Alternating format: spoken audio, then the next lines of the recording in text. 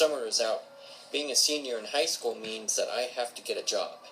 I was looking around newspapers and online websites. I was really struggling to find a part-time job.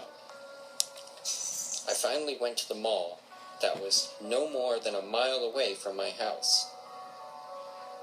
In the mall, there are stores like Justice, Kohl's, Macy's, and even a Chuck E. Cheese. I decided that the most relevant place to get a job application from was Chuck E. Cheese. I walked in and immediately the smell of rotting food and sweat filled my nose. I cringed at the sight of moldy pizza under the tables and chairs in one of the dining rooms. A boy about 16 with an acne-ridden face walked up to me and said, "How many in your party?" I asked him for a job application instead. He told me that I would have to talk to the manager. A large man with a brown mustache walked up to me and asked me what my problem was. I told him that I was here to apply for a job. The manager hired me immediately. It was weird, but I jumped out of my seat and told him that I was very excited to start. He told me that I would be starting tomorrow at 4 p.m. I thanked him politely and began walking out of the place when I realized that I never got his name or number. I turned around and both the boy and the manager were gone. I went to bed late that night. I was on my laptop searching what first jobs I were more likely to get as a new employee. The most likely ones were toilet management, aka cleaning, table cleaning, or washing the oddly realistic animatronics. Even dressing up as in the Chucky costume. Oh God, I really don't want to do that. I wouldn't want to walk around in that thing. It would be very uncomfortable.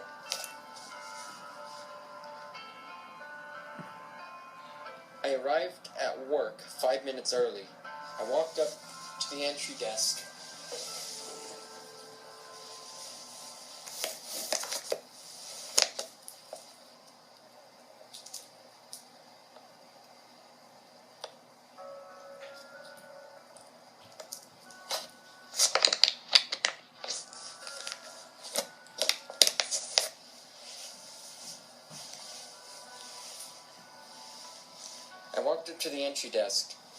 And told the teenage girl that I needed to speak with the manager. She let me in the larger building, and took me behind the counter. She then told me to wait outside the employees-only room. She walked in and came out with the manager. He finally introduced himself as Mark and told me to take a seat inside his office.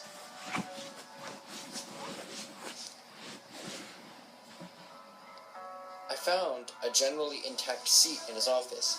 He asked me how old I was, and I replied 17. He told me that since he hired me yesterday that I would be receiving my uniform. The uniform that I got was obviously used before. I went to the bathrooms and changed. When I got in, I saw how bad they were, and I was crossing my fingers that I wouldn't get toilet management. I got out and walked back to the manager's office. He told me that I would clean tables as well as wash and maintain the animatronics. So far, so good. He told me to leave when I was told.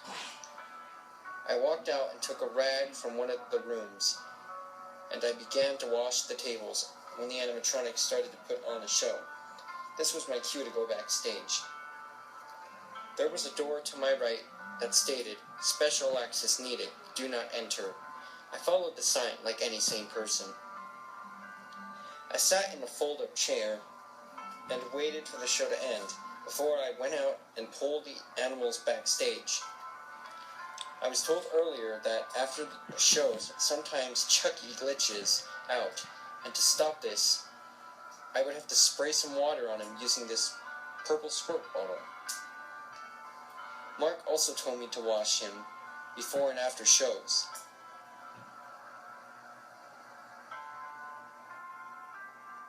I did that using a washcloth and wiped their faces, starting with the bear.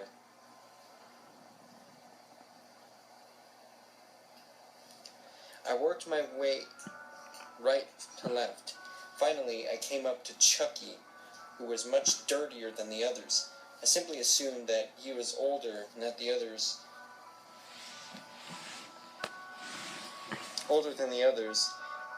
and that it was a buildup of dust and kids' dirty hands.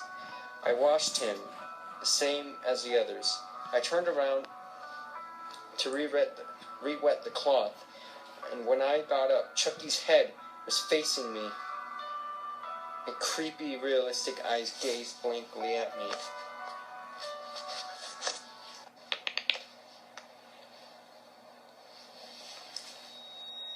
I also noticed that Chucky's realistic and creepy eyes gazed blankly into mine.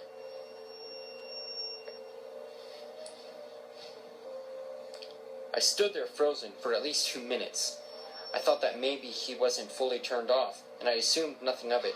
I wiped his face quickly, then I speed walked out of there.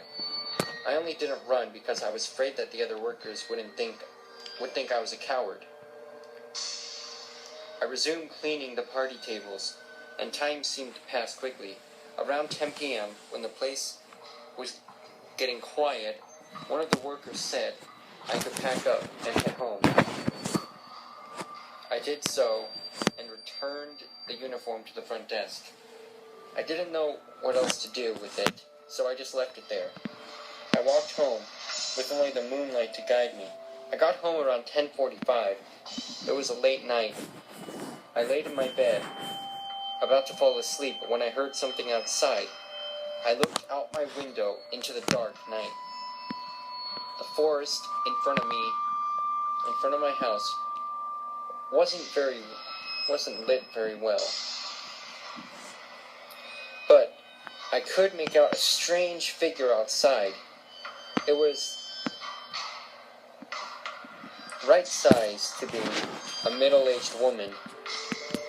I was ready to call the police if she got closer. When I looked back out, she was gone. All that remained was a quiet squeaking.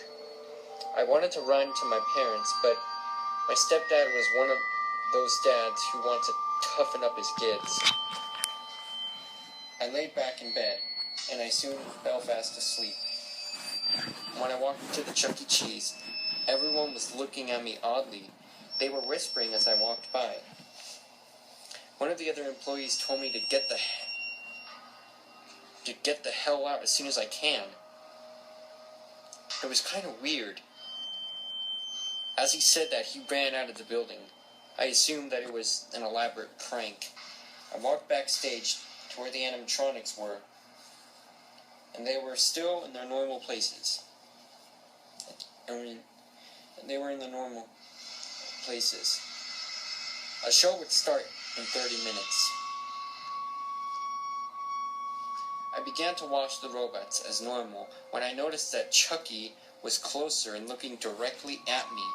Assuming that it was a glitch, I grabbed the spray bottle and began to lightly spray it. This only made it worse. The oddly realistic jaw was moving up and down in a chomping motion. I knocked on one of the arms out of curiosity. When I did this, they didn't feel like they were plastic underneath. It felt like a real arm was under it. I continued washing, and the day was normal. That night, no one told me to leave. It was already 11 at night. I decided to leave on my own. I assumed that someone would still be here because one of the back lights was still on. I went home and immediately went to bed. I woke up in the middle of the night to hear the sound of a squeaking mouse. I looked outside to see the Chucky robot standing on my porch, its eyes staring into mine. Assuming it was part of a prank that he followed me home, I was ready to call 911. I turned around and he was gone. I will say I didn't get a wink of sleep the rest of the night. Somehow, Oh. I will say I didn't get a wink of sleep the rest of the night. Somehow I managed to fall asleep at 6 a.m. I woke up in the morning to find that I was left a message. It started that I didn't have to go to work that day. Mark never told me why. Anyway, when I went downstairs, I turned on the television to the channel Fox News. A report of 6 missing teens in my neighborhood went out a few days ago. Recently, a large search has been going on. I walked to the mall around when work would start because I wanted to know what was going on. Several police cars were surrounding the building. I asked one of the officers what was going on. He told me that the Chucky's costume was missing. I said nothing and walked away. I hung around the mall until night began to fall. I decided to take advantage of today. I walked home while the sun was still setting. When I got home, I curled in bed and listened to night sounds. Then the birds and the crickets stopped.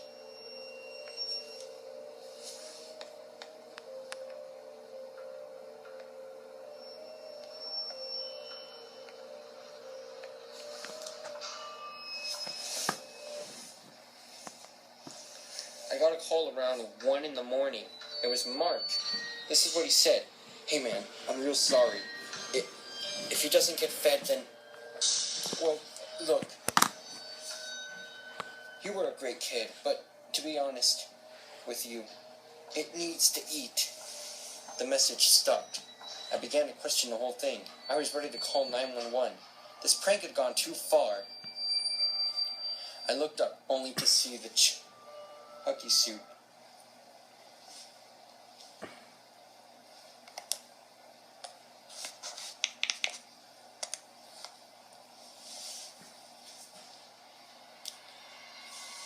I looked up only to see the Chucky suit standing in the corner of my room. Someone or something was in it. I dropped the phone. I was about to scream. I jumped out my window and ran as far away from my house as I could. After a few hours, I walked up to my neighbor's house. Surprisingly, they were still awake. The older man owned a gun. I asked him if he could go back to my house with me. He agreed. Before he went, his wife called 911 and told them that someone may still be in the house. We decided to stay outside until the police arrived. When they arrived, they let us stay in one of the cars. They found no one. They agreed to have an armored police car stay for the night.